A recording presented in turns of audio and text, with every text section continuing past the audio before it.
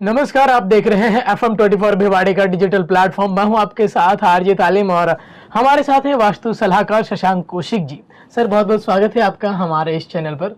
बहुत बहुत साधुवाद, बहुत बहुत धन्यवाद आपको भी तालीम जी, आपके नेटवर्क को और सभी सुनने वालों को कि सब अच्छे रहें और स्वस्थ रहें।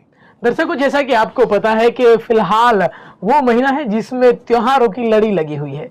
बात करें, क्योंकि अभी धनतेरस, छोटी दीपावली, बड़ी दीपावली, लेकिन इन त्योहारों के बीच में वास्तु के हिसाब से त्योहारों को किस तरह से मनाना चाहिए, इस बारे में जानकारी देने के लिए हमारे साथ हैं वास्तु सलाहकार शशांक कौशिक जी। सर, आप हमें बताइए, क्योंकि जिस तरह से त्योहार है, तो त्योहारों में वास्तु के हिसाब से कैसे त्योहारों को मनाया जाए, हमारे दर्शकों को आप एक बार बताएं इस बारे में। बहुत बहुत अच्छा सवाल पूछा आपने तालीम जी। और देखिए, जो कार्तिक मास होता है वो पूरा ही पूरा त्योहारों से युक्त होता है। और इस समय जो स्पेशल एनर्जियाँ, विशेष एनर्जियाँ, चाहे वो नवरात्रों की हो और उसके बाद फिर दीपावली की हो, दशहरे की हो, ये जो चीज़ें चलती हैं उन सब से अगर हम कुछ फ़ायदा उठा सकें तो निश्चित रूप से साल भर हमारा बहुत अच्छा जाने वाला है। ये बात आप मान के चलें। सबसे पहले धनतेरस की बात करते हैं। अब जो आने वाली हैं वो धनतेरस आने वाली हैं। तो देखिए, धनतेरस का दिन यानी कि भगवान धनवंतरी का है और ये कुबेर का भी है। जिस समय क्षीर सागर में समुद्र मंथन हो रहा था, उस समय अमृत का कलश लेकर यानी कि एक पात्र में अमृत लेकर निकले थे धनवंतरी। और इसलिए इसको हम छोटी मतलब धनतेरस के रूप में ही मानते हैं। इसलिए इस दिन बर्तन खरीदे जाते हैं। बर्तन खरीदे जाते हैं। मैं सभी अपने दर्शकों से कहना चाहूँगा कि इस दिन आप बर्तन खरीदें, और लेकिन ध्यान रखें कि इस समय कोई लोहे का बर्तन और कोई जो आपका स्टील का बर्तन ना खरीदें, क्योंकि वो पार्ट ऑफ लोहा होता है। और ना ही कोई कांच का बर्तन खरीदें और ना ही प्लास्टिक का खरीदें। आप सोने चांदी का खरीद सके बहुत अच्छा है, नहीं है तो आप पीतल का या तांबे का भी बर्तन खरीद सकते हैं, इसमें कोई भी दिक्कत नहीं है। सिल्वर खरीद सकते हैं सर? सिल्वर बिल्कुल बिल्कुल, सिल्वर बिल्कुल खरीद सकते हैं, जैसे मैंने बताया आपको चांदी। और साथ में इस दिन आप झाड़ू खरीदें, इस दिन आप शंख खरीदें, इस दिन आप कोड़ियाँ खरीदें। और मैंने एक आपको उपाय भी बताया है कि धनतेरस के दिन आप दक्षिणाव्रत जो शंख होता है आप उसको खरीदें। उसके अंदर आप चावल भरें, 1 रुपये का सिक्का भरें और फिर इसकी विधि विधान के साथ पूजा करें। ठीक है, आप ये देखिए कि आपको धन संबंधी कोई समस्या नहीं होगी। इसके अतिरिक्त आप धनतेरस के दिन धनिया खरीदें। ठीक है ना, धनिया इतना धन देने वाला होता है और उस धनिया की भी आप पूजा अर्चना करें। आपको जिंदगी में कभी पैसे संबंधित समस्या नहीं होगी। आप एक बात का बड़ा ध्यान रखें इस दिन, कि आप इस दिन जब भी पूजा अर्चना करते हैं उसके बाद जो आपका डिब्बा है जिसमें आप दवाइयाँ रखते हैं उस पे भगवान धनवंतरी की आप एक फोटो लगा दें। भगवान से प्रार्थना करें कि दवाइयाँ आपके ऊपर बहुत अच्छी तरह असर करें, आपके ऊपर कोई गलत प्रभाव ना पड़े, धीरे धीरे आपकी दवाइयाँ ही बंद हो जाएंगी। ये आपको अद्भुत उपाय करना है। भगवान कुबेर का भी दीपक जलाकर इस समय बहुत बहुत ज़्यादा उनकी पूजा अर्चना की जाती है। भगवान कुबेर जिनके माध्यम से हमारे यहाँ समृद्धि आती है, हमारे अंदर धन आता है, इस दिन उनकी पूजा की जाती है। जब हम बात करते हैं छोटी दीपावली की, देखिए जो छोटी दीपावली है उसको हम रूप चौदस के नाम से भी जानते हैं, है ना। उसको हम जो नरकासुर गए तो उसको हम नरक चतुर्दशी के नाम से भी जानते हैं ना, रूप चौदस के नाम से भी जानते हैं, रूप चतुर्दशी के नाम से भी जानते हैं।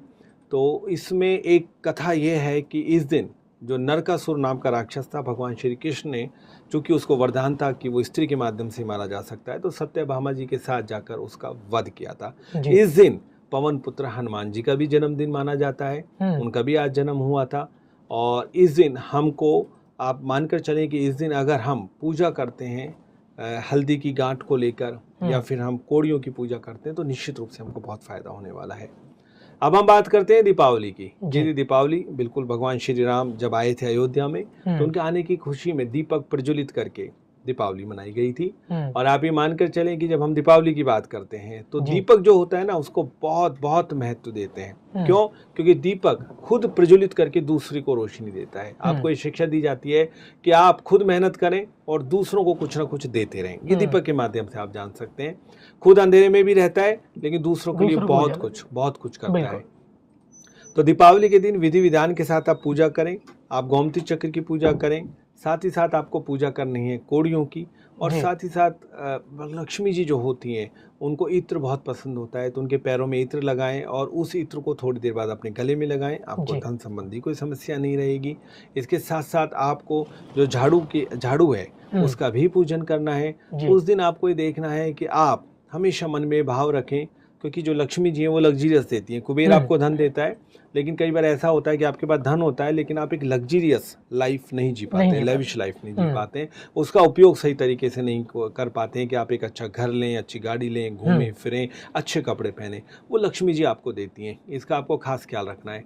और साथ ही साथ लक्ष्मी जी को मैंने आपको जैसे बताया कि गुलाब या कमल का फूल बहुत पसंद होता है, कमल गट्टे बहुत पसंद होते हैं। इनके काफ़ी विधि विधान है, आप उनको देख सकते हैं और उसी अनुसार आप पूजन करें। पूजन भी अलग अलग जगहों पर अलग अलग तरीके से होते हैं, लेकिन सबका उद्देश्य एक होता है कि हमारे घर में श्री का एक तरह से आगमन हो, है ना। इसके अलावा आप जो श्री आरोग्य पोटली एक होती है, आप उसका भी उपयोग कर सकते हैं। ये सब चीज़ें ऐसी हैं कि धनतेरस से लेके और आप दीपावली तक जब इन सब चीज़ों का विधि विधान के साथ पूजन करते हैं तो आपको आरोग्य भी मिलता है, आपको लक्ष्मी भी मिलती है और आपको एक लग्जरियस लाइफ भी मिलती है।